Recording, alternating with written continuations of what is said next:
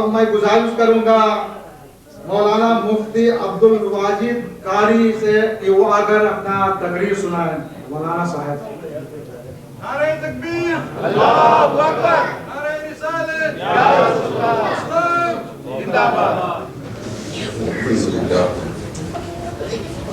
الحمد لله نحمده ونستعينه ونستغفره ونؤمن به ونتوكل عليه ونعوذ بالله من شرور انفسنا ومن سيئات اعمالنا من يهده الله فلا مضل له ومن يضلل فلا هادي له ونشهد ان لا اله الا الله وحده لا شريك له ونشهد أن سيدنا ونبينا ومولانا محمدا عبده ورسوله صلى الله تعالى عليه وعلى آله وصحبه وبارك وسلم. أما بعد فأعوذ بالله من الشيطان الرجيم. بسم الله الرحمن الرحيم. سبحان الذي أسرى بعبده ليلا من المسجد الحرام إلى المسجد الأقصى الذي باركنا حوله لنريه من آياتنا إنه هو السميع البصير. صدق الله مولانا العظيم وصدق رسوله النبي الكريم الأمين ونحن على ذلك لمن الشاهدين والشاكرين والحمد لله رب العالمين. اللهم صل وسلم وبارك على سيدنا ونبينا ومولانا محمد وعلى آل سيدنا ومولانا محمد وبارك وسلم كما تحب وترضى أن تصلي عليه وعليه. تم شوق سے کالج میں پھلو پارک میں پھولو. تم شوق سے کالج میں پھلو پارک میں پھولو. جائز ہے غباروں پہ اڑو چرخ پہ جھولو. پر ایک سخن بندے عاجز کا رہے یاد. پر ایک سخن کے معنی بات. پر ایک سخن بندے عاجز کا رہے یاد. اللہ کو اور معراج رسالت کو نہ بھولو. اللہ کو معراج رسالت کو نہ بھولو. اللہ کو بھول گئے تو ایمان تمہارا ختم ہو جائے گا اور معراج کو بھول گئے تو نماز کی اہمیت ختم ہو جائے گی. عبادتوں کی اہمیت جاتی رہے گی. اس لیے نہ تو اللہ کو بھولنے کی ضرورت ہے. اگر اللہ یاد ہے اللہ کی باتیں یاد ہیں تو ہمارا ایمان محفوظ ہے. اور اگر معراج یاد ہے تو ہمارے اعمال و عبادات محفوظ. سب سے پہلے ہم اور آپ اپنے آقا و مولا احمد مصطفیٰ محمد مصطفیٰ صلی اللہ تعالی علیہ وسلم کی بارگاہ گرامی میں نہایت ہی عقیدت و محبت کے ساتھ درود پاک کا نذرانِ عقیدت پیش کریں.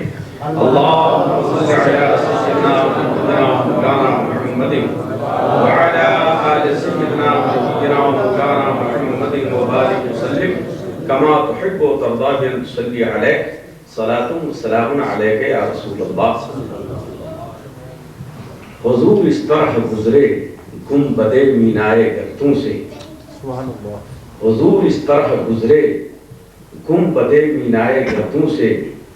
نظر جس طرح شیشے سے گزر جائے بآسانی. یہ ہماری نظر کے اوپر شیشہ لگا ہوا ہے لیکن یہ شیشہ رکاوٹ نہیں ہے نظر کے نور کے لیے.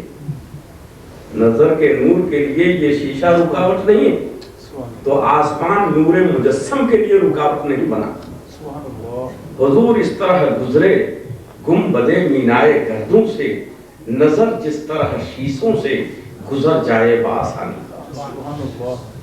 اللہم صلی وسلم وبارک علی سیدنا و نبینا و مولانا محمد وعلی آل سیدنا و نبینا و مولانا محمد وبارک وسلم کما تحب و ترضى ان تصلی علیہ. اللہ تبارک و تعالیٰ کا ارشاد گرامی ہے سبحان الذی اسری بعبدہ الی آخرہ. پاک ہے وہ ذات جو لے گئی اپنے بندے کو راتوں رات مسجد حرام سے مسجد اقصی تک. وہ مسجد اقصی جس کے گردا گرد ہم نے برکتیں رکھی ہیں، تاکہ ہم اپنے اس بندے کو اپنی خاص نشانیاں دکھلائیں۔ بے شک وہ سنتا اور دیکھتا ہے۔ اس پوری آیت کریمہ میں اللہ تبارک و تعالی نے معراج رسول صلی اللہ علیہ وسلم کو واضح فرمایا، ظاہر فرمایا۔ معراج کے ایک حصے کو تفصیل سے بیان کیا، دوسرے حصے کو اجمال سے بیان کیا، اور تیسرے حصے کو کچھ اور اجمال سے بیان کیا۔ معراج کے معنی جانتے ہیں؟ سیڑھی کے ذریعے اوپر چڑھنا۔ سیڑھی بہ سیڑھی، ایک سیڑھی لگا دی جائے، اس میں بہت سے سلاخیں ہوتی ہیں، ڈنڈے ہوتے ہیں، ایک کے بعد دوسرے پر قدم رکھتا ہوا جب آدمی آگے چڑھتا ہے، آگے بڑھتا ہے، تو اس آگے بڑھنے کا نام معراج ہے۔ حضور اکرم صلی اللہ تعالی علیہ وسلم اس مبارک مہینے کی 27ویں رات کو مسجد حرام سے مسجد اقصی تک جو سیر فرمایا، اس کا نام اسرا ہے، اس کا نام اسرا ہے۔ اور مسجد اقصی سے 7 آسمانوں کی بلندی پر، بلکہ سدرۃ المنتہا کی بلندی پر، بلکہ عرش کی بلندی تک جو آپ تشریف لے گئے، وہ معراج ہے۔ سیڑھی بہ سیڑھی، پہلے آسمان پر، دوسرے آسمان پر، تیسرے آسمان پر، 7ویں آسمان پر، سدرۃ المنتہا پر، رف پر، پھر اس کے بعد عرش پر، اس کا نام معراج ہے۔ مسجد اقصی سے عرش تک جانے کا نام معراج ہے۔ اور عرش کے بعد تو مکان ہے ہی نہیں، تو سیڑھی کہاں لگے گی؟ اب تو سیڑھی لگنے کی ضرورت نہیں، اور سیڑھی لگ بھی نہیں سکتی ہے۔ اس لیے علماء کرام فرماتے ہیں کہ معراج کے 3 حصے ہیں۔ ایک حصہ زمین سے زمین تک، مسجد حرام سے مسجد اقصی تک، یہ اسرا ہے۔ دوسرا حصہ مسجد اقصی سے 7 آسمان تک، بلکہ سدرۃ المنتہا تک، بلکہ عرش اعظم تک، یہ معراج ہے۔ اس کے بعد نبی کریم صلی اللہ تعالی علیہ وسلم لامکاں میں چلے۔ اب لامکاں کیا چیز ہے، اس کو ہم آپ کو کیسے سمجھائیں؟ اللہ کے پیارے محبوب سید عالم صلی اللہ علیہ وسلم احدیت میں سفر فرما رہے ہیں، وحدانیت میں سفر فرما رہے ہیں، رحمانیت میں سفر فرما رہے ہیں، رحیمیت میں سفر فرما رہے ہیں، رؤوفیت میں سفر فرما رہے ہیں، غفاریت میں سفر فرما رہے ہیں، یعنی صفات الہیہ میں نہا رہے ہیں۔ یہ تیسرا حصہ ہے اس مبارک واقعہ کا، اور اس تیسرے حصے کو اعراج کہتے ہیں۔ ایک اسرا، ایک معراج، ایک اعراج، 3 حیثیتیں ہیں اس معراج کی، اور ان تینوں کیفیتوں کو، تینوں باتوں کو اللہ تعالیٰ نے اس ایک آیت میں بیان کر دیا ہے۔ بنی اسرائیل کی، سورہ بنی اسرائیل کی یہ پہلی آیت کریمہ ہے، بنی اسرائیل کی پہلی آیت، اور اس میں تعریف کس کا ہو رہا ہے؟ بنی اسماعیل کی۔ بنی اسماعیل کی تعریف ہو رہی ہے، بنی اسماعیل کی عظمت کو اللہ تعالیٰ بیان فرما رہا ہے۔ حالانکہ یہ آیت ہے سورہ بنی اسرائیل کی 15واں پارہ۔ جب آپ کھولیں گے نا تو یہاں سے 15واں پارہ شروع ہے، وہیں پر ایک سورت شروع ہوئی ہے جس سورت کا نام ہے سورہ بنی اسرائیل۔ تو بنی اسرائیل کی یہ پہلی آیت ہے، اور اس میں تعریف کس کی ہو رہی ہے؟ بنی اسماعیل کی۔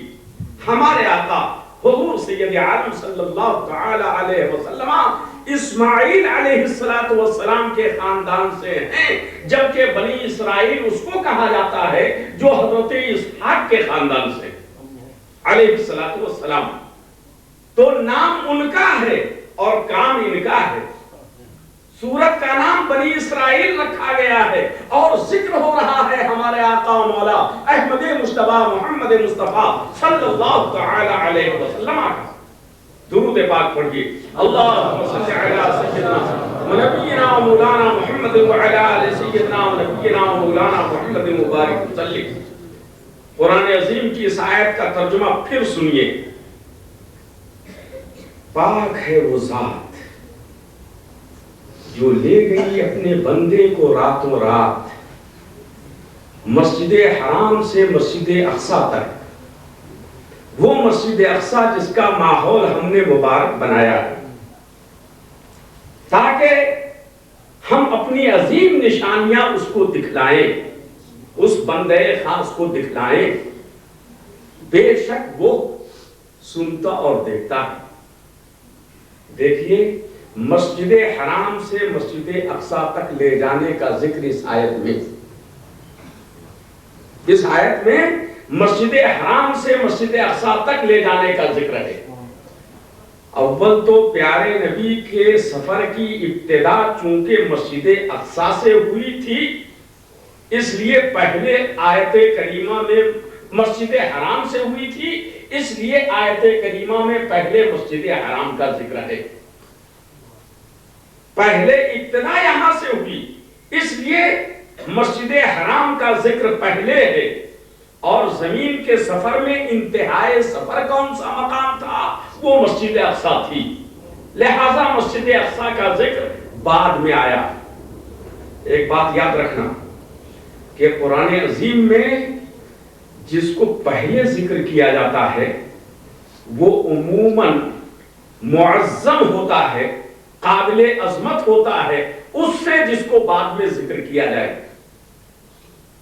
یا کسی طریقے سے اس کو تقدیم حاصل ہوتی, کسی اعتبار سے اس کو قدامت حاصل ہوتی ہے, تقدیم حاصل ہوتی ہے, اس لیے اس کا ذکر پہلے ہوتا ہے.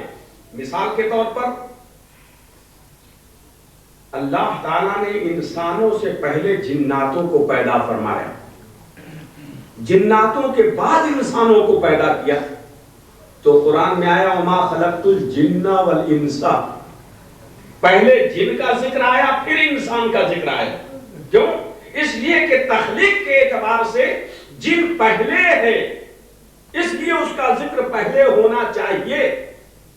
اب ایک سوال پیدا ہوتا ہے کہ مسجد اقصی گزشتہ تمام انبیاء کرام کا قبلہ رہا, قابل عظمت وہ مسجد رہی, قابل اکرام و افتخار وہ مسجد رہی, تو اب اس کا ذکر پہلے ہونا چاہیے. لیکن ایسا نہیں ہے. پہلا ذکر جو ہے مسجد حرام کا ہے اور دوسرا ذکر مسجد اقصی کا ہے. کیوں؟ کہ مسجد حرام کی عظمت اپنی جگہ پر مسلم ہے مسجد اقصی کے اوپر. مسجد حرام کی بڑائی مسلم ہے مسجد اقصی کے اوپر.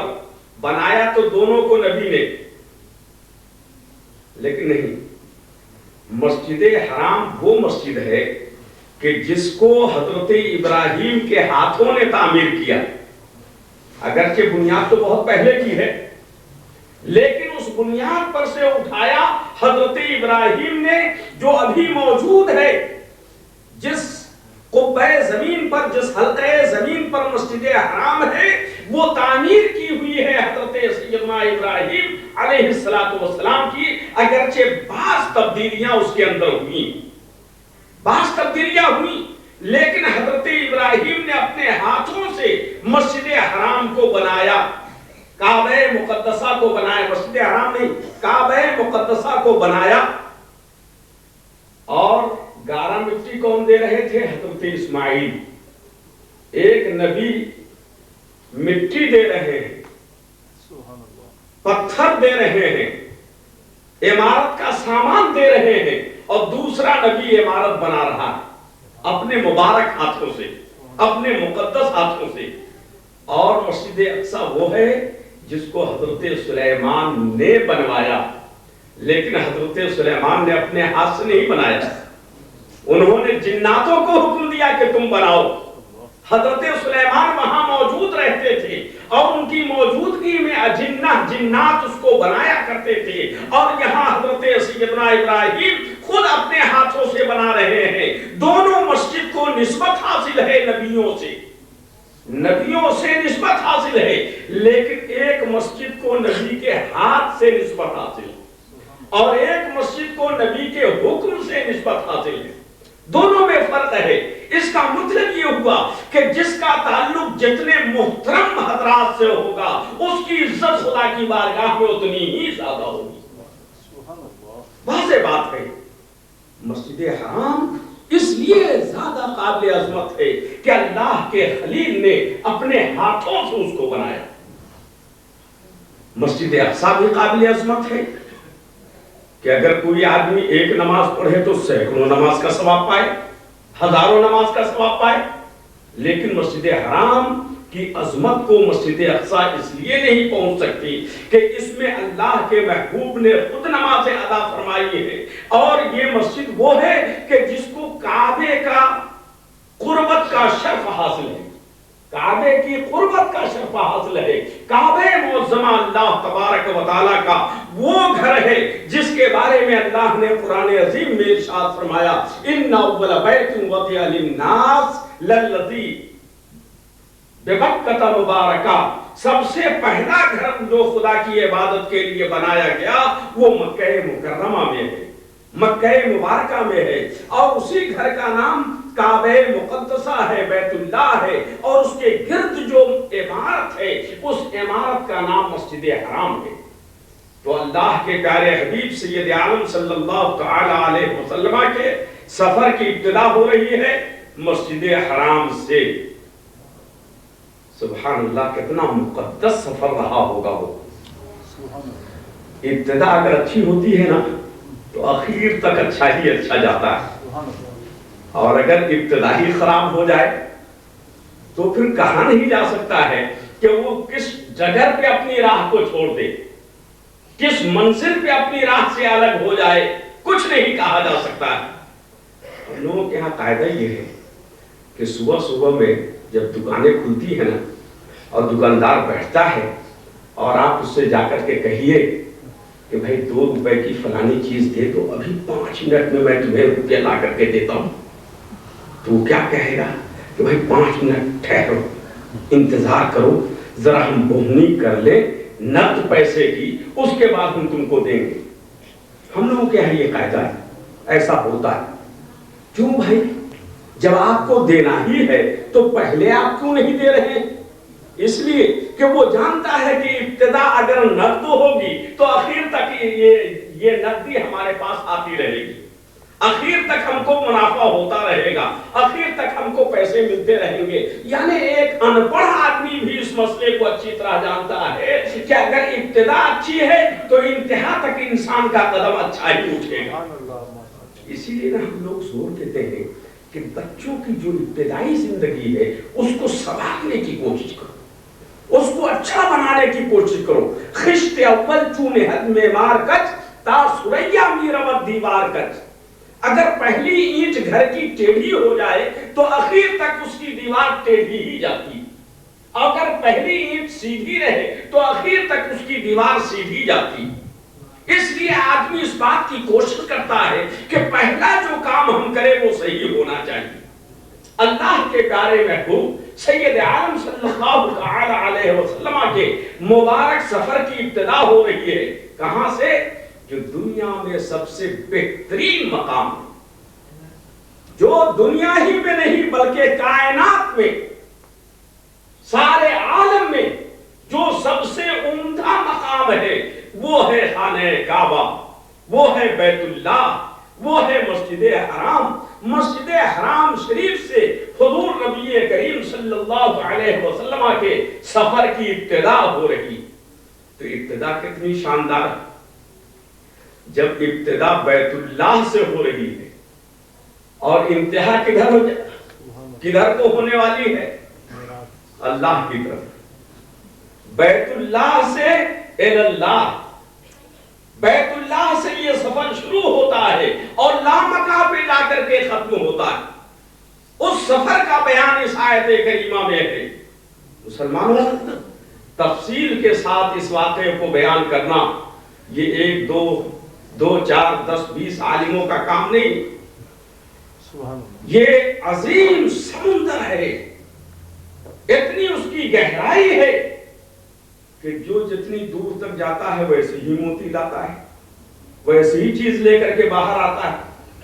یہ کوئی دعویٰ نہیں کر سکتا ہے کہ ہم نے پورے سمندر کی پہنائیوں کو، پورے سمندر کی گہرائیوں کو دیکھ لیا ہے، کھنگال لیا ہے، اچھی طرح ہم نے اس کی جانچ پڑتال کر لی ہے، یہ کوئی دعویٰ نہیں کر سکتا ہے۔ یہ ایسا سمندر ہے، واقع معراج ایسا سمندر ہے کہ اس کو پورے طریقے سے بیان کرنا ممکن نہیں ہے۔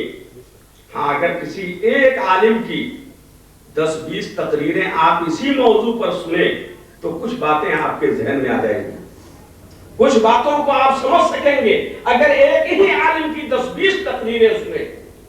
اور اگر آپ نے کوئی جلسہ منعقد کر دیا اور سوچا یہ کہ صاحب پورے واقع معراج کو بیان کر دیا جائے گا، یہ ناممکن ہو ہی نہیں سکتا ہے۔ درود پاک پڑھیے، اللہم صلی علی سیدنا و نبینا مولانا محمد وعلی آل سیدنا و نبینا مولانا محمد مبارک وسلم کما تحب و ترضى بن تصلی علیہ صلاۃ و سلام علیک یا رسول اللہ صلی اللہ علیہ وسلم۔ میں اتنی دیر میں یہ سوچ رہا تھا کہ آپ کے سامنے معراج کے کس حصے کو بیان کروں۔ آیا مسجد حرام سے مسجد اقصی کے سفر کو بیان کروں، یا مسجد اقصی سے آسمانوں کے درمیانی حالات کو بیان کروں، یا اس کے بعد کے واقعات کو بیان کروں؟ اس لیے کہ کل واقعے کو بیان کرنا تو یہ ممکن نہیں، کتنی سی چیز اور کہاں سے بیان کی جائے یہ متعین کرنا بھی مشکل ہے، اس کو مخصوص کرنا بھی مشکل ہے۔ حق یہ ہے کہ اس سفر معراج پر آج تک اعتراض کرنے والوں نے بے شمار اعتراضات کیے کہ صاحب ایک آدمی ایک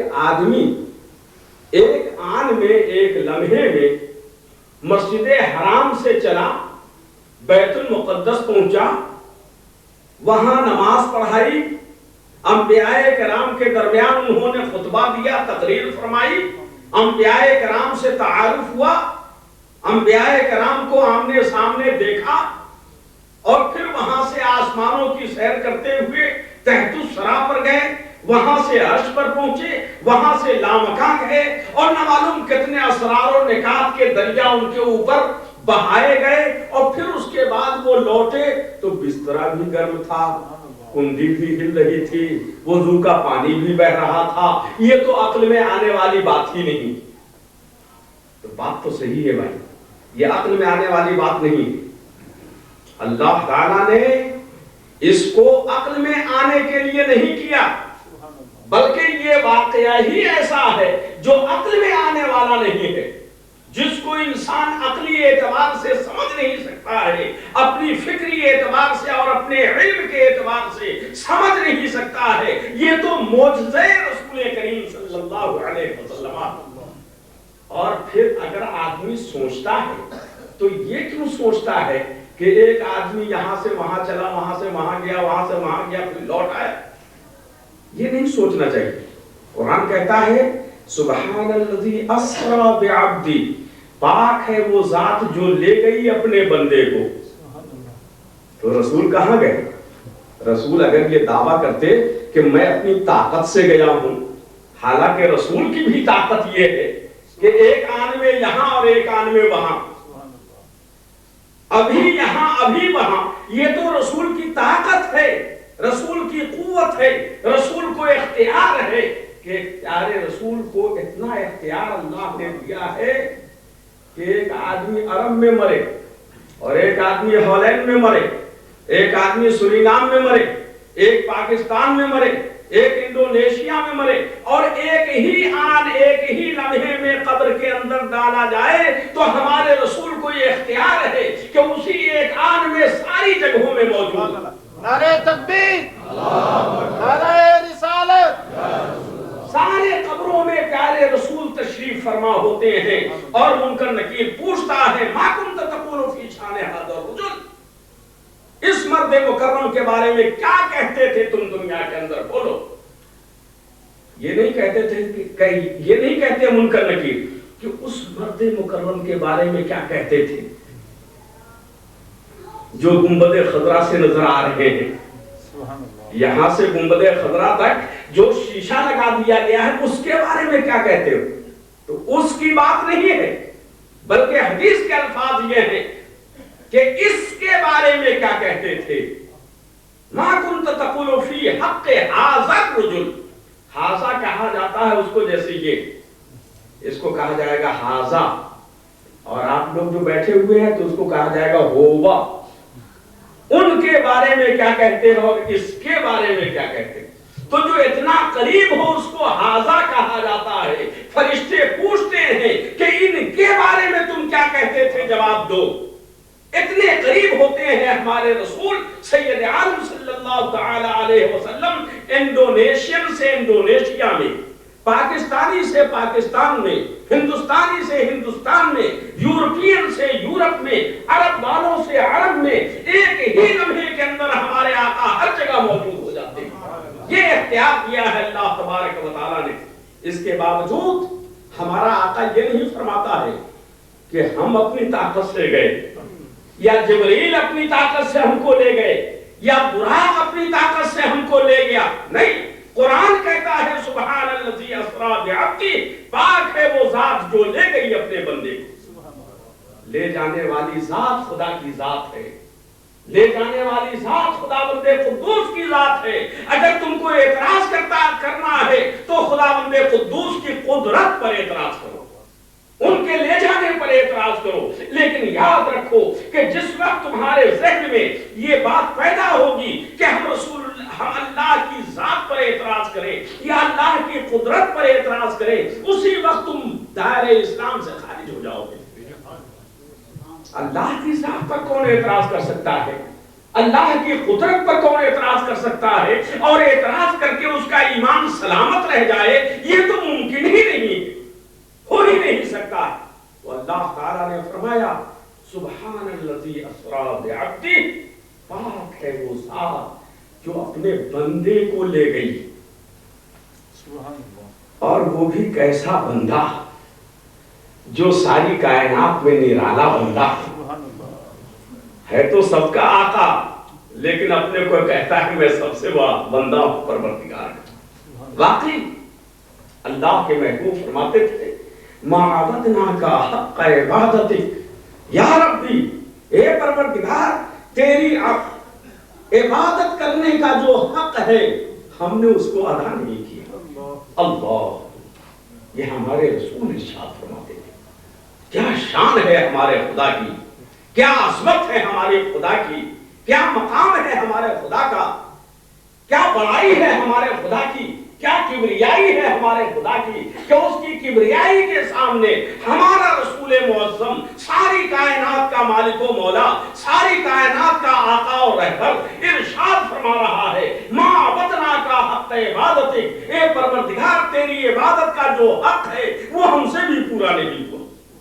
اللہ، لیکن یہی ادائے رسول ایسی ادا ہے، یہی گفتگو رسول ایسی گفتگو ہے کہ اللہ کو اتنا پسند ہے کہ اے محبوب تم تو یہ کہہ رہے ہو کہ تمہارا حق عبادت ادا نہیں ہوا، لیکن میں یہ ارشاد فرما رہا ہوں کہ اگر دنیا میں، کائنات میں، عالم میں میرا کوئی مخصوص بندہ ہے، میری کوئی مخصوص عبادت کرنے والا ہے تو وہ صرف آپ کی ذات گرامی۔ سبحان الذی اسری بعبدہ، عبدیت مصطفیٰ کو لے جا رہی ہے اپنے پروردگار اپنا دیدار کرانے کے لیے، اپنے کو دکھلانے کے لیے۔ دیکھیے آج میں ایک چیز آپ کو بتلا دوں عبد کے بارے میں۔ کئی طرح کے عبد ہوتے ہیں۔ عبد کے معنی بندہ، عبادت کرنے والا، عابد مانے عبادت کرنے والا۔ تو زمین بھی خدا کی عبادت کرنے والی ہے، آسمان بھی خدا کی عبادت کرنے والا ہے، ستارے بھی خدا کی عبادت کرنے والے ہیں، درخت بھی خدا کی عبادت کرنے والے ہیں، پانی بھی خدا کی عبادت کرنے والا ہے. یہ ساری موجودات، چاہے وہ جنوں کا ملک ہو، جنوں کی آبادی ہو یا فرشتوں کی آبادی ہو، چاہے وہ زمین پہ رہنے والی چیزیں ہوں، چاہے آسمان پر رہنے والی چیزیں ہوں، ہر چیز خدا کی عبادت کرتی ہے. ہر شے خدا کا بندہ ہے. ہر شے پر عبد کا اطلاق صحیح ہے. لیکن سنیے، عبد، دو تین طرح کے عبد کو یاد رکھیے گا، ہے تو بہت ساری قسمیں. ایک عبد ہوتا ہے جس کو عبد عابق کہا جاتا ہے.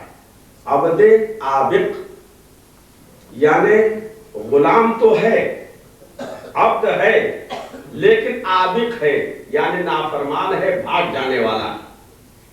کسی آدمی نے ایک آدمی کو اپنا غلام بنایا، اپنے یہاں رکھا، اپنے کھانے پینے سے اس کی پرورش کی، لیکن اس کے بعد اس نے اپنے مالک کے حق کو نہیں پہچانا، وہ بھاگ گیا، اس کا حق نہیں ادا کیا، تو اس کو کہتے ہیں عبد عابد.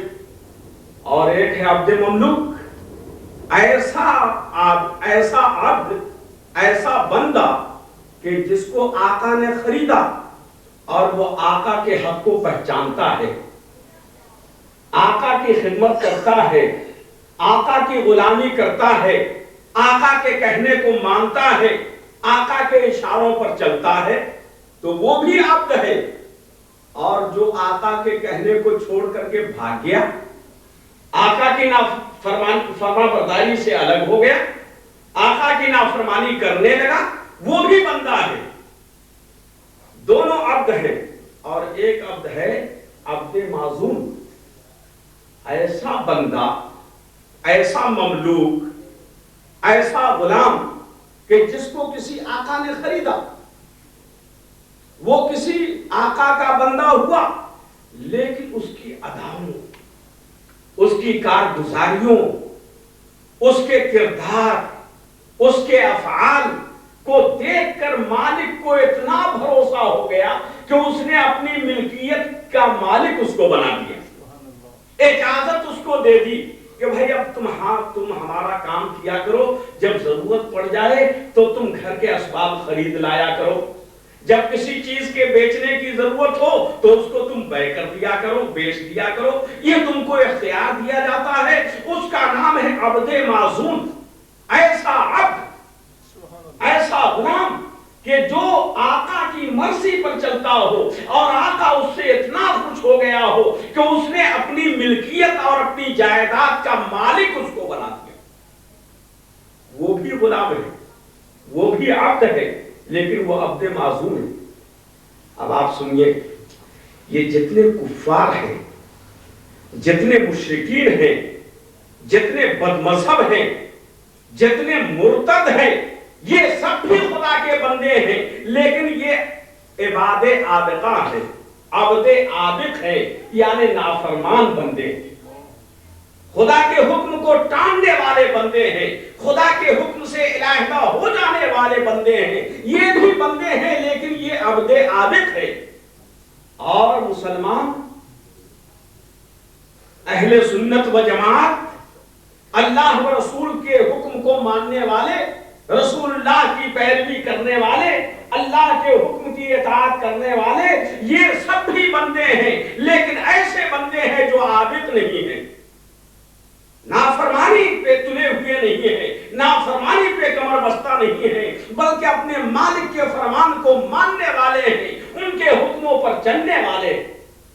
اور یہ جتنے انبیاء کرام ہیں، جتنے اولیاء کرام ہیں، یہ سب بھی عبد ہیں خدا کے، سب خدا کے بندے ہیں. لیکن ایسے بندے ہیں کہ اللہ تعالیٰ ان کے کاموں سے ایسا راضی ہو گیا کہ کسی کو زمین میں اختیار دے دیا، کسی کو آسمان میں اختیار دے دیا، کسی کو کاروبار میں اختیار دے دیا، کسی کو ہواؤں پر اختیار دے دیا، کسی کو پانی میں اختیار دے دیا. مختلف بندوں کو مختلف حیثیتوں سے مختار و معزول کر دیا کیا ہے پروردگار عالم نے. یہ جتنے انبیاء کرام ہیں یہ بندے ہیں، لیکن ایسے بندے ہیں کہ جن کو اجازت و اختیار اللہ تعالیٰ نے دیا.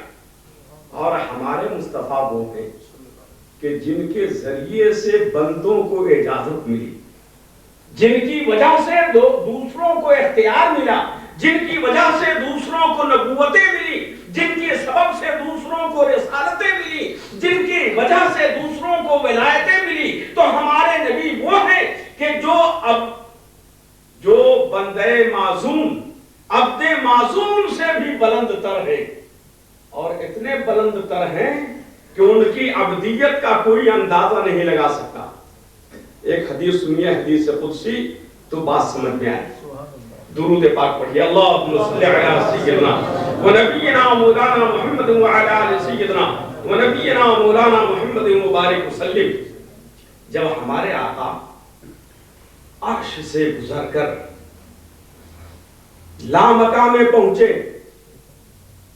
اور خدا کی تجلیات میں نہانے لگے، جلوہائے ربانی میں ڈوب گئے،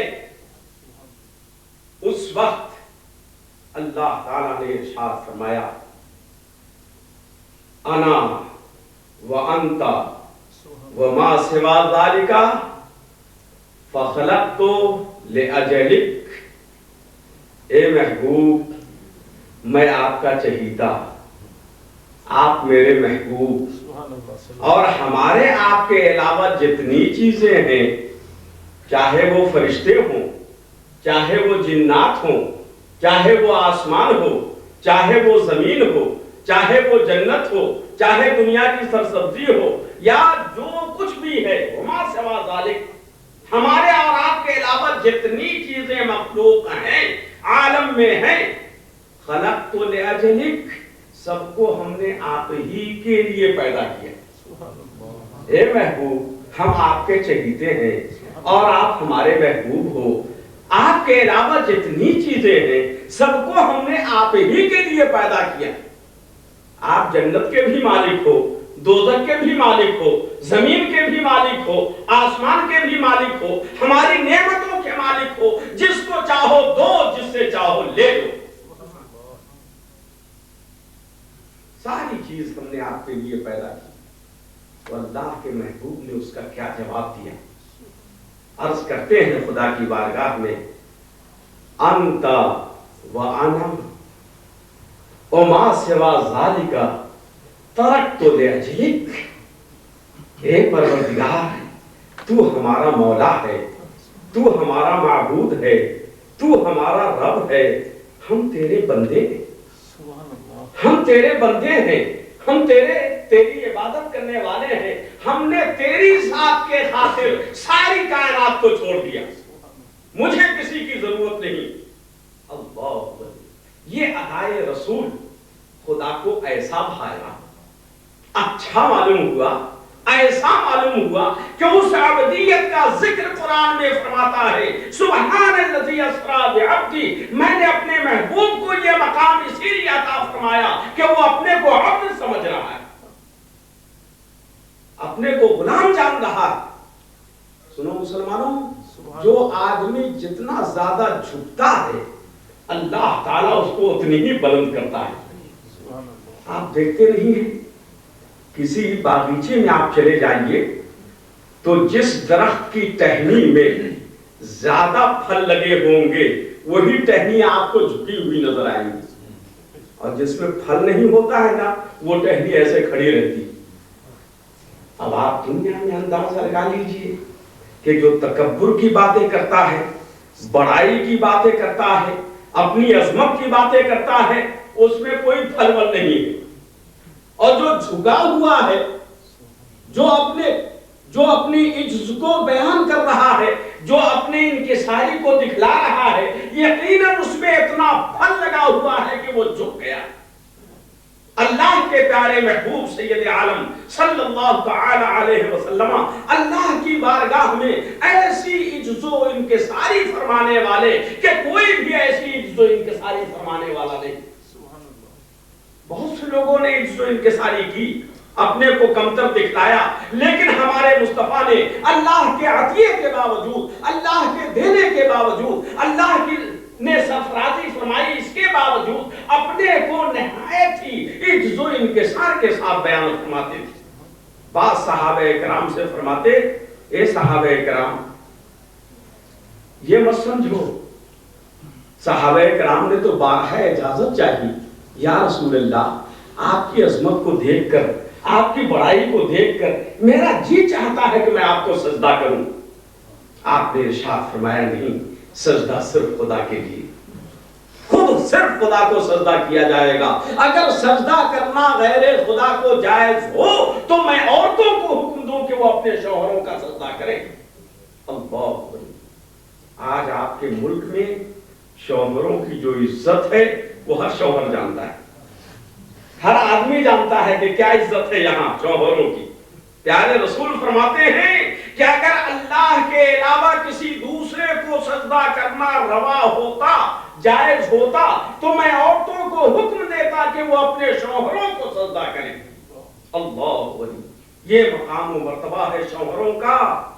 اللہ کا ارشاد گرامی ہے، الرجال قوامون علی النساء، اللہ تعالیٰ نے شوہروں کو حاکم بنا دیا ہے ان کی بیویوں پر۔ لیکن آج کوئی بھی ادب و احترام نہیں، کوئی عزت نہیں، عورتیں سمجھتی نہیں ہے کہ ان کا مقام و مرتبہ کیا ہے، ان کی عزت کیا ہے۔ ایک حدیث میں اللہ کے پیارے محبوب سید عالم صلی اللہ علیہ وسلم ارشاد فرماتے ہیں کہ اگر کسی مرد کے پورے جسم میں زخم ہو جائے اور اس سے خون اور ریم اور پیپ بہنا شروع ہو جائے اور اس کی بیوی اپنی زبان سے اگر اس کو صاف کرے، جب بھی اس شوہر کا حق نہیں ادا کر سکتی۔ اللہ، کیا کتنی بلندی اور بڑائی دی ہے۔ لیکن مردوں کو بھی چاہیے کہ عورتوں کو ایسے شیشے میں ڈھالے، ایسے سلیقے میں ڈھالے کہ اس کی زبان اس کے خلاف کھل نہ سکے، مردوں کے خلاف کوئی قدم اٹھا نہ سکے۔ اگر عورتوں نے مردوں کی موجودگی میں کوئی بے حیائی کا کام کیا، بے شرمی کا کام کیا، تو اس کی بات پرس صرف عورتوں ہی سے نہیں ہوگی بلکہ اس کے شوہروں سے بھی پوچھا جائے گا۔ اللہ کا ارشاد گرامی ہے، قُوْ أَنفُسَكُمْ وَأَهْلِيكُمْ نَارًا، اے لوگوں تم اپنے آپ کو بھی جہنم سے بچاؤ اور اپنے بال بچوں کو بھی جہنم سے بچاؤ۔ یہ ذمہ داری ہے مردوں کی۔ درود پاک پڑھیے، اللہم صلی علی سیدنا ونبینا مولانا محمد وعلی آل سیدنا ونبینا مولانا محمد مبارک وسلم کما تحب و ترضى صلی علیہ صلاۃ و سلام علیک یا رسول اللہ۔ پیارے نبی نے جب معراج کی رات میں جہنم کو ملاحظہ فرمایا تو آپ کیا دیکھ رہے ہیں کہ کچھ عورتیں اور کچھ مرد اچھے اچھے کھانے دسترخوان پہ سجے ہوئے ہیں، لیکن ان عورتوں کی نگاہ ان کھانوں کی طرف نہیں ہے، ان مردوں کی نظر اس کھانے کی طرف نہیں ہے، بلکہ قریب میں کوئی مردار پڑا ہوا ہے تو اس کا گوشت کاٹا جا رہا ہے، کھایا جا رہا ہے، مردار کے پیپ کو پیا جا رہا ہے، مردار جانوروں کا گوشت کھایا جا رہا ہے۔ پیارے رسول نے پوچھا جبرائیل یہ کیا ہو رہا؟ دیکھو پیارے رسول نے اس سفر میں جبرائیل سے بہت کچھ پوچھا، شروع سے لے کر آخر تک، اور جب ادھر سے لوٹے جب بھی حضرت جبرائیل سے بارہا پوچھا ہے۔ اس پوچھنے سے کوئی ناسمجھ یہ نہ سمجھ لے کہ رسول اللہ کو معلوم نہیں رہتا تھا اس لیے پوچھتے تھے، نہیں، حضرت جبرائیل چونکہ تمام انبیاء، تمام ملائکہ کرام کے سردار تھے، تمام فرشتوں کے سردار تھے، جبرائیل کا امتحان میں کامیاب ہو جانا گویا دوسرے ملائکہ کا امتحان میں کامیاب ہو جانا ہے۔ ہمارے آقا مولا صلی اللہ علیہ وسلم اس لیے سوال کرتے تھے تاکہ جو بات جبرائیل کو بھی نہیں معلوم ہے وہ جبرائیل کو معلوم ہو جائے اور دیکھیں کہ جبرائیل صحیح جواب دیتا ہے کہ نہیں جواب دیتا ہے۔ ایک سوال ہوتا ہے انجانے کی وجہ سے اور ایک سوال ہوتا ہے ممتحن کی جانب سے، ایگزامنر کی طرف سے۔ تو ایگزامنر اگر کوئی سوال کرتا ہے اس کا یہ مطلب نہیں ہے کہ ایگزامنر کو اس کا جواب نہیں معلوم، آنسر نہیں معلوم، یہ مطلب نہیں ہوتا ہے، بلکہ کے لیے اور اپنے طلباء کو کامیاب کرنے کے لیے یہ سب سوالات ہوتے ہیں۔ اللہ کے پیارے محبوب سید عالم صلی اللہ علیہ وسلم جو سوال کرتے رہے، اس کا مطلب ہی یہی تھا کہ جبریل اپنے امتحان میں کامیاب ہو جائیں، اور الحمدللہ کہ جبریل اپنے امتحان میں کامیاب ہوئے علیہ السلام۔ حضرت جبریل سے پوچھا، جبریل یہ کیا معاملہ ہے؟ ایک سے ایک جنت کی نعمتیں رکھی ہوئی ہیں، نفیس اور پاکیزہ کھانے رکھے ہوئے ہیں، اس کی طرف نہ مردوں کی نظر ہے نہ عورتوں کی، اور یہ ناپاک و مردار چیزوں کو کھا رہے ہیں، کیا مطلب؟ تو حضرت جبریل نے عرض کیا، یا رسول اللہ، یہ وہ مرد ہیں کہ جو بیوی کے ہوتے ہوئے غیروں کے نگاہیں پر ڈالتے تھے، اور یہ وہ عورتیں ہیں کہ جو شوہر کے ہوتے ہوئے دوسروں کا خیال اپنے ذہن و دماغ میں جماتی تھیں، دوسروں سے محبت رکھتی تھی، دوسروں کے پاس جایا کرتی تھی۔ یہ وہ عورتیں ہیں کہ آج بہترین نعمتوں کی طرف اس کی نگاہ نہیں اٹھتی ہے، اور مردار کھانوں پر یہ قناعت کر رہے ہیں، مردار کھانے استعمال کر رہے ہیں، مردار جانور کے پیپ پی رہے ہیں۔ تو اللہ کے رسول نے جو چیز قیامت کے بعد پیش آنے والی ہے اس منظر کو دیکھا، اور اس منظر کے بارے میں حضرت جبریل علیہ الصلوۃ والتسلیم سے استفسار فرمایا، پوچھا۔ میرے محترم حضرات، یہ واقعی معراج جو ہے بہت ہی تفصیلی واقعہ رکھتا ہے۔ حضور نبی کریم صلی اللہ تعالی علیہ وسلم عرش کے بعد ایک ایسے مقام سے گزر رہے تھے کہ جس کو مقام کہنا صرف سمجھانے کے لیے، جس کو جگہ کہنا صرف سمجھانے کے لیے، ورنہ وہاں جگہ ہوگا نہیں، کوئی مقام نہیں، کوئی منزل نہیں، اللہ کے پیارے محبوب گزر رہے تھے تو ہو کا عالم تھا، ہو کا عالم۔ آپ آگے بڑھ رہے ہیں لیکن قدم آگے بڑھ رہا ہے اور آپ کچھ سوچ رہے ہیں۔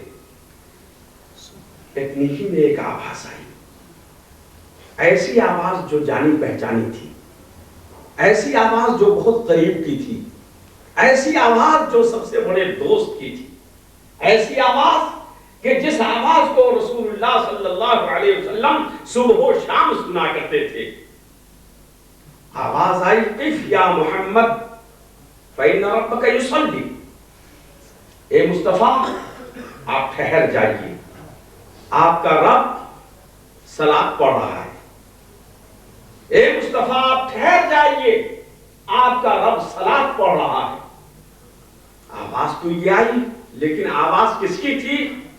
حضرت سیدنا صدیق اکبر رضی اللہ عنہ۔ اللہ اس مقام پر کہ جہاں نہ فرشتے ہیں، نہ حضرت ابراہیم ہیں، نہ حضرت آدم ہیں، نہ حضرت جبریل ہیں علیہ السلام، جہاں کسی کا گزر ہی نہیں ہو سکتا، جہاں کسی نبی کا گزر نہیں ہوا، رسول کا گزر نہیں ہوا، فرشتوں کا گزر نہیں ہوا، اس مقام سے مصطفیٰ جب گزر رہے ہیں تو وہاں آواز کس کی پا رہے ہیں؟ حضرت سیدنا صدیق اکبر رضی اللہ تعالیٰ عنہ۔ صدیق اکبر کی آواز وہاں ملی۔ آواز تو کسی اور کی رہی ہوگی جس کو آواز نہیں کہہ سکتے، لیکن اس کو شکل دے دی گئی آواز صدیق کی، صدیق کی آواز کی شکل دی گئی۔ اس سے بھی حضرت صدیق اکبر کا مقام و مرتبہ معلوم ہوتا۔ ارے وہاں اس آواز کو تو حضرت عائشہ کی آواز کی شکل بھی دی جا سکتی تھی، حضرت عائشہ کی آواز بھی بنائی جا سکتی تھی، حضرت خدیجہ کی آواز بھی بنائی جا سکتی تھی، لیکن نہیں، صدیق اکبر کی آواز میں وہ آواز پیارے مصطفیٰ سنتے ہیں۔ اس کا مطلب یہ ہے کہ حضور نبی کریم صلی اللہ تعالی علیہ وسلم کے قلب اطہر سے جو قربت صدیق اکبر کو تھی، نہ عورتوں میں کسی کو حاصل ہے نہ مردوں میں کسی کو حاصل ہے۔ حضرت صدیق اکبر رضی اللہ تعالی عنہ کا عظیم الشان مقام و مرتبہ ہے۔ دیکھو یہ انسیت کی بات آ گئی، محبت کی۔ مصطفیٰ جس سے دنیا میں محبت کرتے تھے، لامکہ میں بھی جا کر کے ان کی آواز سنائی دے رہی، لامکہ میں بھی ان کی آواز کو سن رہے کرتا ہے آخرت میں وہ اسی کے ساتھ رہے گا. حدیث مصطفیٰ ہے المرء مع من احب. تم دنیا میں جس کے ساتھ رہو گے آخرت میں اسی کے ساتھ اٹھو گے. جس کے ساتھ محبت کرو گے اسی کے ساتھ تمہارا حشر ہوگا. اب بات آ گئی تو ایک بات سن لیجئے کہ جب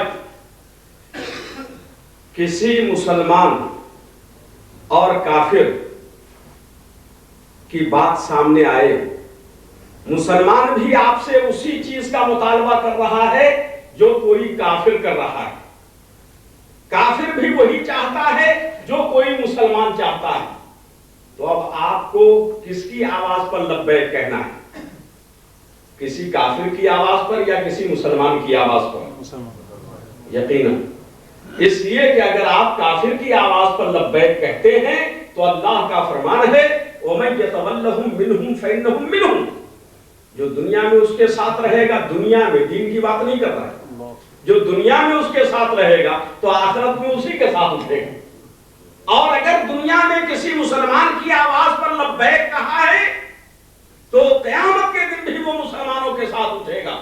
اس لیے اس بات کو یاد رکھنا کہ جب مقابلہ کسی مشرک کا آ جائے کسی مسلمان کے ساتھ، کسی کافر کا آ جائے کسی مسلمان کے ساتھ، تو ہمیشہ مسلمان کی معاونت کرنی ہے، ہمیشہ مسلمان کی مدد کرنی ہے. ابھی جو آپ کے سامنے یہ باتیں پیش کی جا رہی تھی کہ صاحب میں کھڑا ہو رہا ہوں، میں اس کے لیے کھڑا ہوا ہوں، آپ میری مدد کیجئے، تو یقیناً ایک مسلمان پر لازم ہے کہ وہ دوسرے مسلمان کی مدد کرے، چاہے دینی معاملات ہو چاہے دنیاوی معاملات ہو، چاہے دینی معاملات ہو چاہے دنیاوی معاملات ہو. ایک مسلمان پر لازم ہے کہ وہ دوسرے مسلمان کی معاونت کرے. اللہ کے پیارے رسول سید عالم صلی اللہ علیہ وسلم ارشاد فرماتے ہیں من استطاع منکم ان ينفع اخاه المسلم فلينفع. تم میں جو مسلمان کو موقع مل جائے کسی مسلمان کے مدد کرنے کا تو چاہیے کہ وہ ضرور مدد کرے. کیا فرمایا اللہ کے حبیب نے؟ اگر تم میں سے کسی مسلمان کو موقع مل جائے کسی مسلمان کی مدد کرنے کا تو اس کو چاہیے کہ ضرور مدد کرے. فَلْيَنْفَعْ، چاہیے کہ ضرور مدد کرے. تو یہ مدد کرنے کا حکم اللہ کے رسول نے دیا. اگر ہمارا ایک فرد ایسے مقام پر پہنچ جاتا ہے کہ جس کی وجہ سے ہمارے دین کا بھی فائدہ ممکن ہے اور دنیا کا بھی فائدہ ہو سکتا ہے تو ہمیں چاہیے کہ اس کو ضرور ہم اس مقام پر پہنچائیں. اگر ہماری طرف سے یہ چیز ہو سکتی ہے، ہماری کوشش سے یہ چیز ہو سکتی ہے اور یقیناً ہو سکتی ہے. قطرہ قطرہ دریا میں شبہ، ایک ایک قطرہ جب مل جاتا ہے نا جب ہی دریا بنتا ہے. ایک ایک قطرہ جب آپس میں اکٹھا ہوتا ہے تب ہی دریا بنتا ہے. اس لیے جب آپ سب مل کر کے اس کو آگے بڑھانے کی کوشش کریں گے تو یقیناً اللہ کی مدد بھی شامل حال ہوگی، اللہ تعالیٰ بھی ان کی مدد فرمائے گا. جناب قاسم روئے صاحب، ہم جانتے ہیں کہ متدین مسلمان ہیں، متشرع مسلمان ہیں. باطن کا حال تو ہمارا بھی خدا جانتا ہے اور ان کا بھی خدا جانتا ہے، لیکن جو ظاہر حال ہے اس سے ہم یہ سمجھتے ہیں کہ اللہ تعالیٰ نے اس عمر میں بھی ان کو یہ توفیق دی ہے کہ باضابطہ اسلامی صورت بنائے ہوئے اسلامی لباس استعمال کرتے ہیں. اگر یہ چیزیں ہمارے سامنے ہیں اور یقیناً یہ صحیح ہے تو ان کی امداد کرنی ہمارے اوپر لازم ہے، ضروری ہے. ہمیں چاہیے کہ ہم اس کی امداد کریں. لیکن اس کے ساتھ ساتھ ایک چیز اور یاد رکھیے کہ اس قسم کا جلسہ آئندہ سے آپ عبادت گاہ میں نہ کریں، عبادت گاہ میں نہ کریں. اگر آپ نیچے اس کو انجام دیتے تو یہ زیادہ بہتر ہوتا، یہ زیادہ مناسب تھا، تاکہ اس شرعی گرفت سے ہم علیحدہ ہوتے جو شرعی گرفت ہمارے اوپر ہوتی. جب مسجد میں ہم، جب عبادت گاہ میں ہم کوئی جلسہ منعقد کریں تو اس کا تعلق دین اور دینیات سے ہونا چاہیے، دین اور دین کی باتوں سے ہونا چاہیے. لیکن اے مسلمان، اگر آپ چاہیں تو بعض دنیا کی باتوں کو بھی دین میں تبدیل کر سکتے ہیں. کھانا پینا دنیا ہے لیکن اگر مصطفیٰ کے طریقے سے کھاؤ تو دین ہے۔ استنجا جانا دنیا کا کام ہے، لیکن اگر مصطفیٰ کے طریقے سے جاؤ تو وہ بھی دین ہے۔ بہت سارے کام ہیں کہ جو ہیں دنیا کے، لیکن اگر وہ مصطفیٰ کے طریقے پر ہو، صحابہ کے طریقے پر ہو، تو وہ دنیا کا کام بھی دین کا کام بن جایا کرتا ہے۔ تو اگرچہ یہ اعلان دنیا کے معاملے میں ہوا ہے، لیکن آپ یہ سمجھ کر کے آگے بڑھیں کہ صاحب اس سے ہمارے دین کی مدد ہوگی، اہل سنت و جماعت کی مدد ہوگی، اہل سنت و جماعت کو فروغ ملے گا۔ اگر یہ تصور ہو جائے، یہ ذہن ہو جائے آپ کا، تو یہ دنیا کا کام بھی دین بن سکتا ہے۔ اللہ تعالیٰ ایسی ہی ہم لوگوں کو توفیق عطا فرمائے۔ درود پاک پڑھیے، اللہم صلی علی سیدنا و نبینا مولانا محمد وعلی آل سیدنا و نبینا مولانا محمد وبارک وسلم کما تحب و ترضی بن تصلی علیہ صلاۃ و سلام علیک یا رسول اللہ۔ پاک ہے وہ ذات جو لے گئی اپنے بندے کو راتوں رات مسجد حرام سے مسجد اقصی تک، جس کا ماحول ہم نے مبارک بنایا ہے تاکہ ہم اس بندے کو اپنی نشانیاں دکھلائیں۔ کیا کیا نشانیاں پیارے رسول نے دیکھی، بہت ہی تفصیل طلب ہے۔ کن کن نشانیوں کو اللہ کے محبوب نے دیکھا، سب کو بیان کرنا مشکل ہے۔ حضور نبی کریم صلی اللہ تعالی علیہ وسلم نے ایک نشانی دیکھی، بس یہ آخری بات میں کہہ کے آپ سے علیحدہ ہو رہا ہوں، نماز عصر کا وقت بھی آ رہا ہے۔ ایک نشانی دیکھی اللہ کے رسول نے، اللہ کی۔ آپ نے دیکھا کہ اونٹوں کا قطار، اونٹوں کی لائن لگی ہوئی ہے، اور ایک دوسرے اونٹ سے آگے پیچھے چلے جا رہے ہیں۔ کہاں تک جا رہے ہیں؟ جہاں تک مصطفیٰ دیکھ رہے تھے وہاں تک وہ لائن جا رہی ہے۔ اللہ، ہم نہیں دیکھ رہے، آپ کے دیکھنے کی بات نہیں ہے، مصطفیٰ جہاں تک دیکھ رہے ہیں وہ لائن جا رہی ہے۔ دیکھیے اللہ کی کیا کیا نشانیاں ہیں، کیا کیا قدرتیں۔ قدرت کہتی ہی اس کو ہے کہ جو عقل میں نہیں آئے۔ تو حضرت جبریل کو پیارے مصطفیٰ نے مخاطب کیا، جبریل کیا ہے یہ؟ کہا یا رسول اللہ خدا کی قدرت دیکھیے، ایک اونٹ جو قریب سے گزر رہا تھا، آپ نے اس کو بلایا ادھر، تو وہ اونٹ نہیں تھے، وہ سب فرشتے تھے، لیکن شکل اونٹ کی تھی۔ فرشتوں کی کیا کیا شکلیں ہیں خدا ہی بہتر جانے، خدا کا رسول جانے، کن کن شکلوں میں فرشتے ہوتے ہیں۔ ایک اونٹ کو قریب میں بلایا، کہا بیٹھ، اونٹ بیٹھ گیا۔ تو اس اونٹ کے دونوں طرف کمر پہ دو بکس لٹک رہے تھے، دو صندوق لٹک رہے تھے۔ ایک صندوق کو نیچے اتارا، ایک صندوق ابھی لٹکا ہوا ہے۔ حکم دیا کھولو، تو کھلا۔ جب اس کا دروازہ کھلا اس صندوق کا، تو اس میں سے ایک درخت نکلا، اتنا بڑا درخت کہ اس کے سائے میں اگر ساری دنیا کی آبادی رکھی جائے تو ایک حصے میں ختم ہو جائے اور سایہ باقی رہے۔ یہ تو اللہ کی قدرت ہے بھائی۔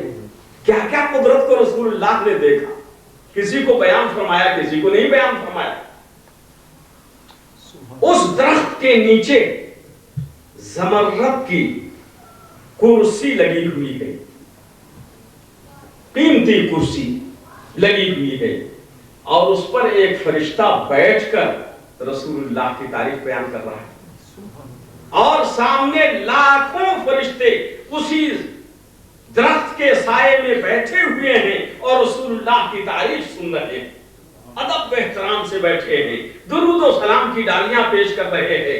اور وہ فرشتہ جو درخت کی جڑ میں بیٹھ کر کے رسول اللہ کی تعریف کر رہا ہے، وہ قرآن عظیم کی اس آیت کی تلاوت کر رہا ہے، سبحان الذی اسری بعبدہ لیلا من المسجد الحرام الى المسجد الاقصى الذی بارکنا حولہ لنریہ من آیاتنا انہ هو السمیع البصیر۔ رسول اللہ یہاں معراج میں جا رہے ہیں اور وہاں معراج کا واقعہ بیان ہو رہا ہے۔ وہاں معراج کی بات بیان کی جا رہی ہے، کہاں کہاں کس کس انداز میں ہمارے رسول کا ذکر ہوتا ہے کہ اس کو اللہ ہی بہتر جانے، کوئی دوسرا اس کی تفصیل بیان نہیں کر سکتا۔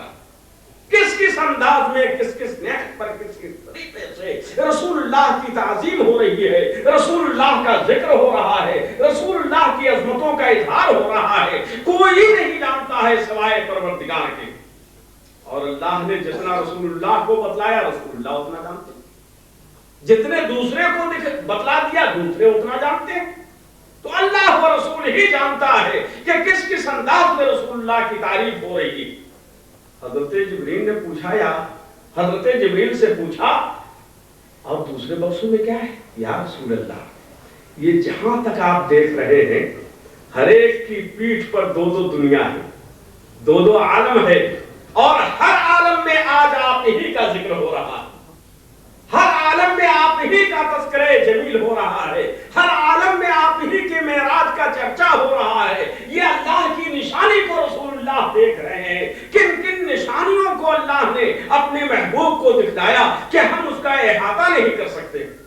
اس لیے ہم بار بار آپ سے کہتے ہیں کہ آپ اگر مسائل معراج کو سمجھنا چاہتے ہیں، واقعات معراج سے واقفیت حاصل کرنا چاہتے ہیں، تو ایک دو تقریر سے اس کی واقفیت نہیں ہوگی، درجنوں تقریر سننے کی کوشش کیجیے، تب کچھ بات آپ کے ذہن میں آئے گی۔ جب آپ کسی بات کو سمجھ سکیں گے، میرے محترم حضرات، اللہ تعالیٰ ہمیں اور آپ کو توفیق دے کہ معراج کی جو فیاضیاں ہیں، معراج کی جو برکتیں ہیں، معراج کا جو تحفہ ہے، ہم اس کی عزت کر سکیں، ہم اس کی عزت کر سکے اور اس کو ہم قائم رکھ سکے۔ یہ نماز جس کے بارے میں رسول اللہ نے فرمایا الصلاۃ معراج المومنین، نماز مسلمانوں کی معراج ہے۔ میری معراج تو یہ ہے کہ میں لامکہ تک گیا، اپنے پروردگار کے صفات میں غوطہ زن ہوا، اپنے پروردگار کی ذات کو اپنے سر کی آنکھوں سے دیکھا، یہ میری معراج ہے۔ لیکن اے مسلمانوں، تمہاری معراج یہ ہے کہ تم نماز کو قائم رکھنا، نماز کی پابندی کرتے رہنا، نماز کو صحت مسائل کے ساتھ ادا کرنا، یہ مسلمانوں کی معراج ہے۔ الصلاۃ معراج المومنین، یہ مسلمانوں کی نماز ہے۔ اللہ تعالیٰ ہمیں اور آپ کو ایسی ہی توفیق دے کہ ہم ایسی نماز ادا کر سکیں کہ جو ہمارے لیے وجہ معراج بن جائے۔ ہم پڑھیں تو نماز، لیکن ہم کھوئے رہیں کسی اور کی تجلی میں، ہم گم رہے کسی اور کے جلوے میں، وہی ہماری نماز ہوگی۔ اللہ تعالیٰ ایسی نماز جو بزرگوں کی نماز تھی، عالموں کی نماز تھی، ویسی نماز پڑھنے کی توفیق ہمیں عطا فرمائے کہ یہ نماز معراج کا اصل تحفہ ہے صلی اللہ علیہ وسلم۔ اللہ تعالیٰ توفیق دینے والا ہے۔ وصلی اللہ تعالی علی خیر خلقہ سیدنا و نبینا مولانا محمد وعلی آلہ واصحابہ اجمعین برحمتک یا ارحم الراحمین۔